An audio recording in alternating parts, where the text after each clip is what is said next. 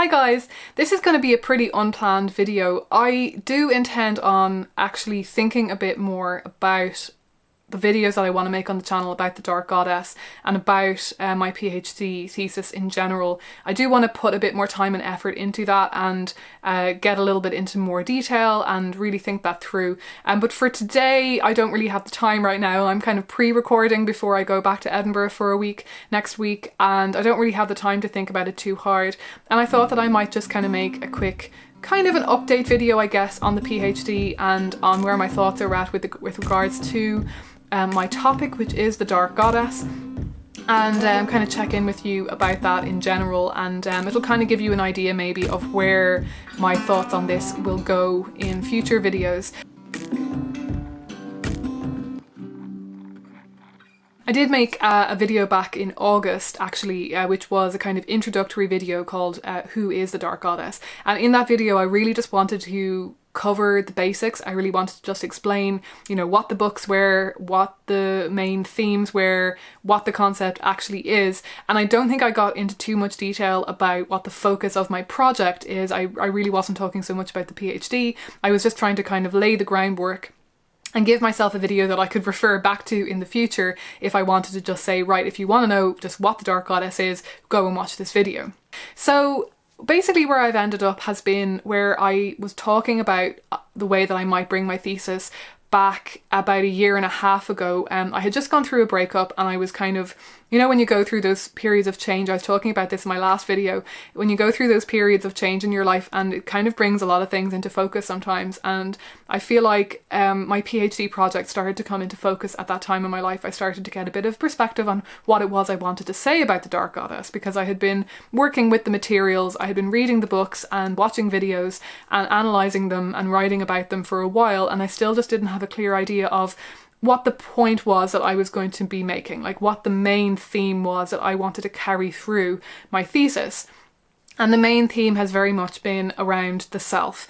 So there has been a bit of a debate in the field of religious studies about the kind of focus on the self in the New Age or the spiritual milieu, and a lot of the time that has been quite a negative focus. It's been this assumption that spirituality being focused on the self, that it is that it's kind of consumeristic, that it's focused very much on consumerism and consumer behaviour, that individualism is a very kind of negative thing, that it's associated with the neoliberal paradigm, and yeah, that basically it's a kind of a spiritual marketplace, and it's all this kind of very skeptical stuff about the way in which spirituality is focused on the self. And a lot of the time there's this assumption therefore that it is not anti-political but apolitical, that it leads to people being kind of depoliticized and so on, because they're just focused on the self. And then there's also a tendency to kind of point out a sort of naivety of, I mean, not in so many words, but the suggestion is that these practitioners and also that scholars, some of the scholars who've written about them, are kind of naive because they're assuming that there is such a thing as a self that can be separated from the social, that can be separated from society, that can be autonomous and that can have true agency. So I kind of wanted to start from that point and argue against most of that.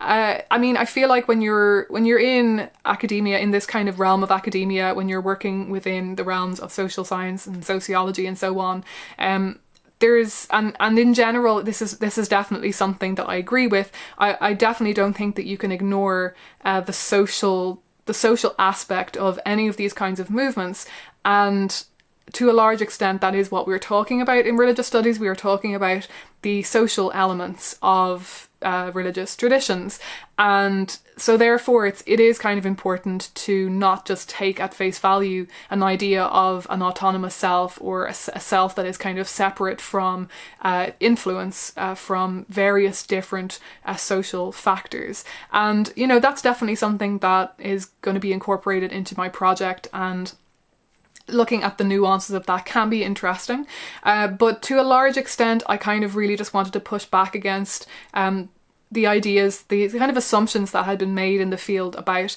the meaning of the self in the alternative spiritual community, because I feel that there's a misunderstanding of what that means. And so a large part of what I'm doing now with my work on the Dark Goddess is looking at what the self is in that discourse. So according to people who talk about the Dark Goddess and people in alternatives, that kind of realm of alternative spirituality, what does it mean for this spirituality to be self-focused? What kind of self is being discussed and is being shown through these materials?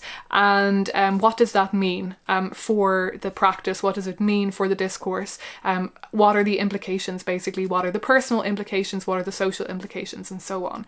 And that's actually ended up being very, very fruitful. I think it's kind of been the core of the work the whole time, and it just took me a while to realise it. The Dark Goddess discourse, the books that I've read and the videos that I've watched, generally speaking, the concept of the Dark Goddess as an archetype or as a overarching goddess, it is, because it is kind of an archetype, it is quite Jungian, kind of Jung influenced and so on. There is this very Jungian kind of slant to it.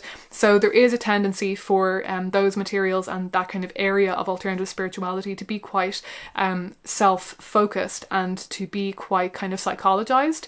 But of course that is something that is very interesting to me personally, because as somebody who is, you know, an agnostic, a pseudo-atheist, a pantheist, a kind of agnostic panentheist, all of these things, like I'm not kind of comfortably in any one category that will make any very solid claims about divinity. So for me, inevitably, spirituality is very much about the self, because I don't necessarily believe that there are any gods or a divinity that wants us to do anything for them, or that is paying attention to what we're doing, or is even out there to be connected to. Therefore, spirituality very much becomes about a choice, a personal choice to act a certain way, to live a certain way, and to see the world in a certain way. So it makes sense that I've ended up writing about the focus on the self in a specific part of the alternative spiritual community. And something I keep coming back to again and again, both in my academic work and kind of personally and here on the channel, is this idea that just because it's self-focused doesn't mean that it's not valuable, and doesn't make it any lesser than any other forms of spirituality. And I think I did get it into my head that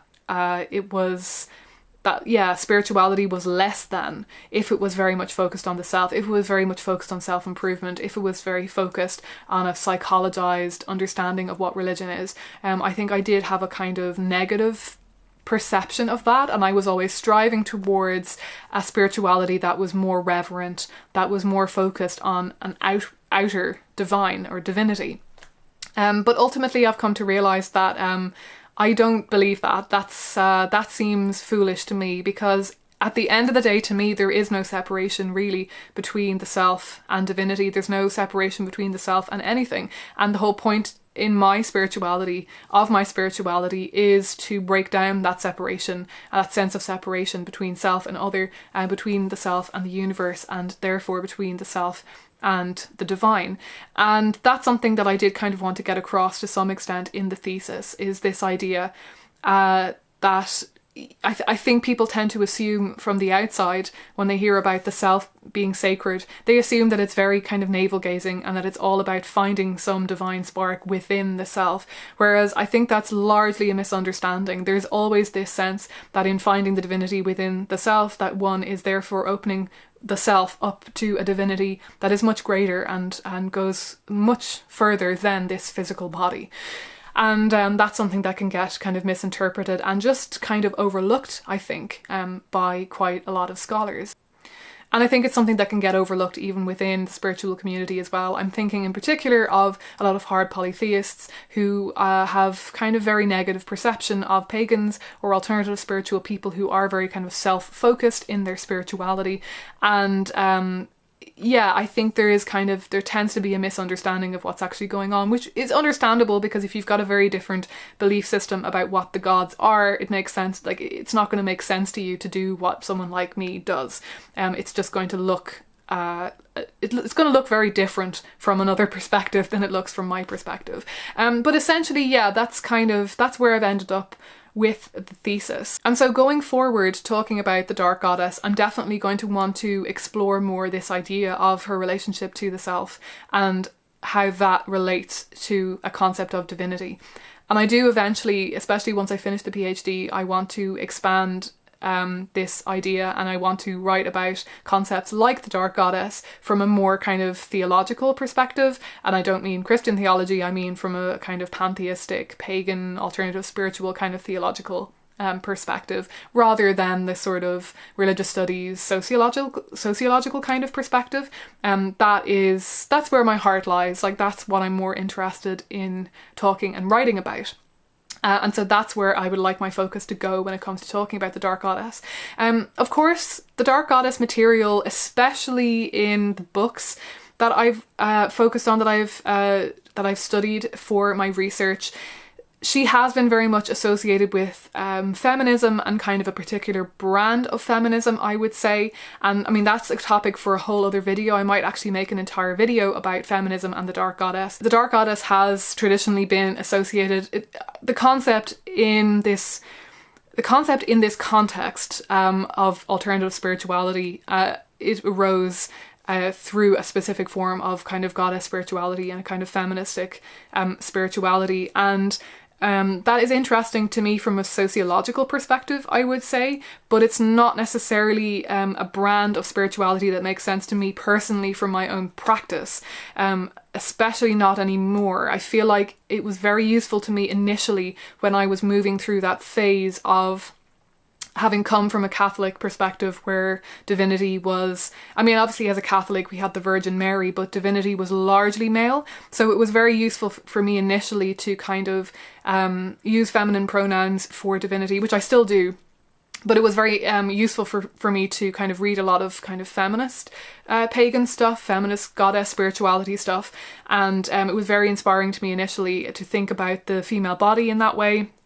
But it's just something that I feel like I've worked past, and that isn't my focus anymore. So I feel like going forward when I'm writing about the Dark Goddess, I would like to take the concept and make it into something slightly different from everything that I've written about, because I have found that the concept has been quite homogenous in the books and even in the videos that I've read.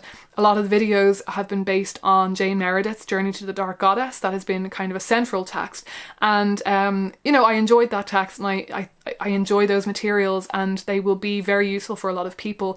But I feel like maybe the perspective that I've got to offer on this concept of the Dark Goddess is going to be slightly different. It's going to be coming from a different angle. I don't know what that's going to be yet, but time will tell. So I think I'll leave it there for now, and I hope that this was clear enough to you. I hope you have some understanding of what I'm going on about. It can be quite difficult to talk about the project. Later on, when I've actually finished writing, it'll be easier to describe what I've written, but when I'm still in this process of creating the thing, it can be a little bit tricky to kind of explain what I'm up to. But yeah, I hope that that gives you an idea, and as always, if you've got specific questions about the Dark Goddess, things that you'd like me to get into in the future, I will do so. So yeah, I hope you got something out of that. I hope that you're all doing really well. Like and subscribe if you are interested in more content like this. I will hopefully be making more videos on the Dark Goddess again in the future, and I'll talk to you again soon.